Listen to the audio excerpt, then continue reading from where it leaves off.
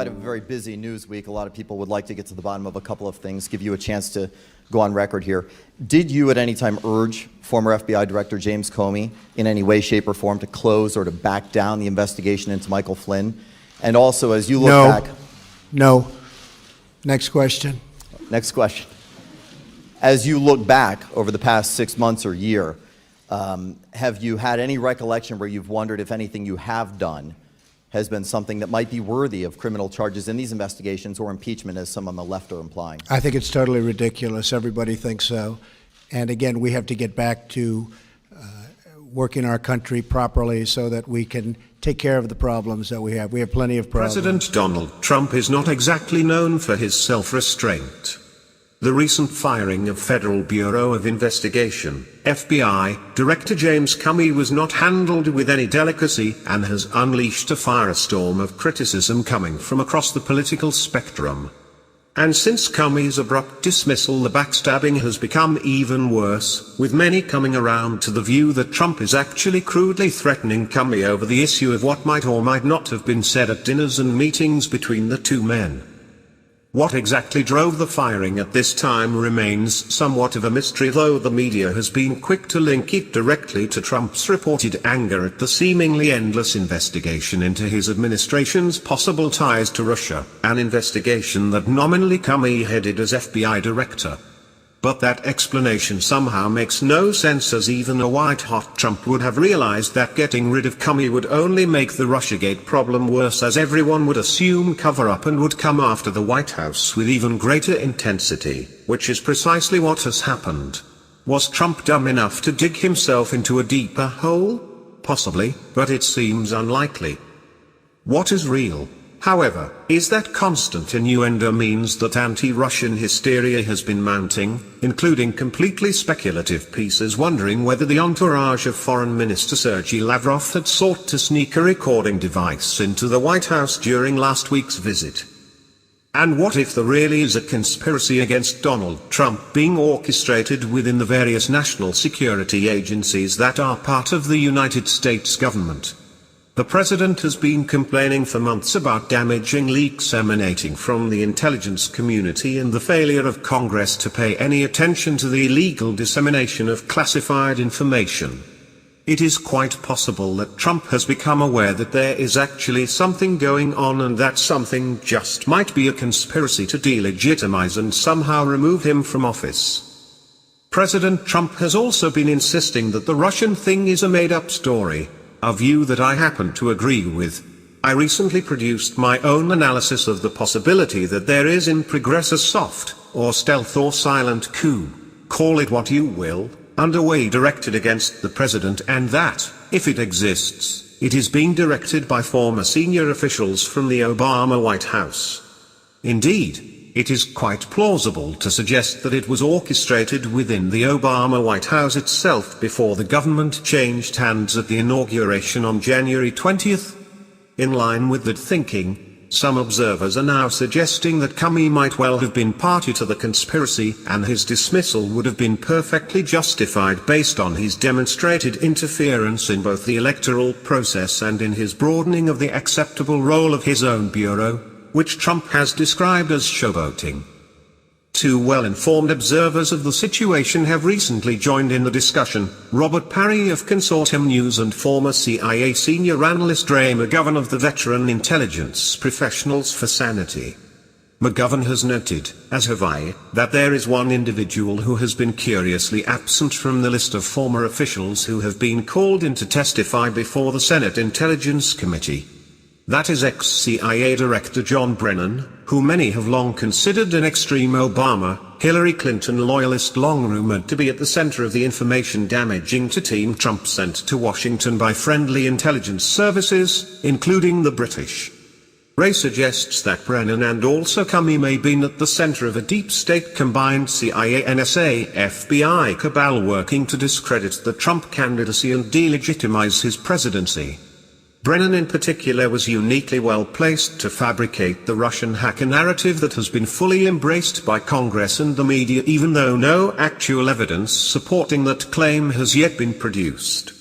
as WikiLeaks has now revealed that the CIA had the technical ability to hack into sites surreptitiously while leaving behind footprints that would attribute the hack to someone else, including the Russians. It does not take much imagination to consider that the alleged trail to Moscow might have been fabricated. If that is so, this false intelligence has in turn proven to be of immense value to those seeking to present proof that the Russian government handed the presidency to Donald Trump. Robert Parry asked in an article on May 10 whether we are seeing is Watergate redux or deep state coup, and then followed up with a second piece, the soft coup of Russiagate on the 13th. In other words, is this all a cover-up of wrongdoing by the White House akin to President Richard Nixon's firing of Watergate independent special prosecutor Archibald Cox and the resignations of both the Attorney General and Deputy Attorney General, or is it something quite different, an undermining of an elected president who has not actually committed any high crimes and misdemeanors to force his removal from office? Like Parry, I am reluctant to embrace conspiracy theories, in my case largely because I believe a conspiracy is awfully hard to sustain. The federal government leaks like a sieve, and if more than two conspirators ever meet in the CIA basement, it would seem to me their discussion would become public knowledge within 48 hours. But perhaps what we are seeing here is less a formal arrangement than a group of individuals who are loosely connected while driven by a common objective. Parry sees the three key players in the scheme as John Brennan of CIA, Director of National Intelligence James Clapper, and James Comey of the FBI. Comey's role in the coup was key, as it consisted of using his office to undercut both Hillary Clinton and Trump, neither of whom was seen as a truly suitable candidate by the deep state. He speculates that a broken election might well have resulted in a vote in the House of Representatives to elect the new president, a process that might have produced a Colin Powell presidency, as Powell actually received 3 votes in the Electoral College and therefore was an acceptable candidate under the rules governing the electoral process.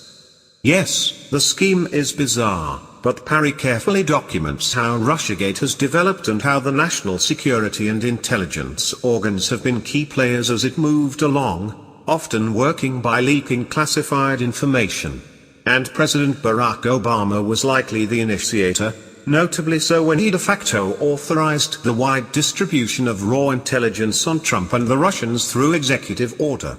Parry notes, as would I, that to date no actual evidence has been presented to support allegations that Russia sought to influence the US election and/or that Trump associates were somehow coopted by Moscow's intelligence services as part of the process. Nevertheless, anyone even vaguely connected with Trump who also had contact with Russia or Russians has been regarded as a potential traitor. Carter Page, for example, who was investigated under a Foreign Intelligence Surveillance Act warrant, was under suspicion because he made a speech in Moscow which was mildly critical of the West's interaction with Russia after the fall of communism. Parry's point is that there is a growing Washington consensus that consists of traditional liberals and progressives as well as democratic, globalist interventionists and neoconservatives who believe that Donald Trump must be removed from office no matter what it takes. The interventionists and neocons in particular already control most of the foreign policy mechanisms, but they continue to see Trump as a possible embedment to their plans for aggressive action against a host of enemies, most particularly Russia, as they are desirous of bringing down Trump legally through either impeachment or Article 25 of the Constitution, which permits removal for incapacity. It might be termed a constitutional coup, though the other labels cited above also fit. The rationale Trump haters have fabricated is simple: the president and his team colluded with the Russians to rig the 2016 election in his favor, which, if true, would provide grounds for impeachment. The driving force, in terms of the argument being made, is that removing Trump must be done for the good of the country and to correct a mistake made by the American voters. The mainstream media is completely on board of the process, including the outlets that flatter themselves by describing their national stature, most notably the New York Times and Washington Post. So what is to be done? For starters, until Donald Trump has unambiguously broken a law, the critics should take a Valium and relax. He is an elected president, and his predecessors George W. Bush and Barack Obama certainly did plenty of things that in retrospect do not bear much scrutiny. Legitimate concerns are that we are moving in a direction that is far more dangerous. A soft coup engineered by the national security and intelligence agencies would be far more dangerous to our democracy than anything Donald Trump can do. We are anonymous.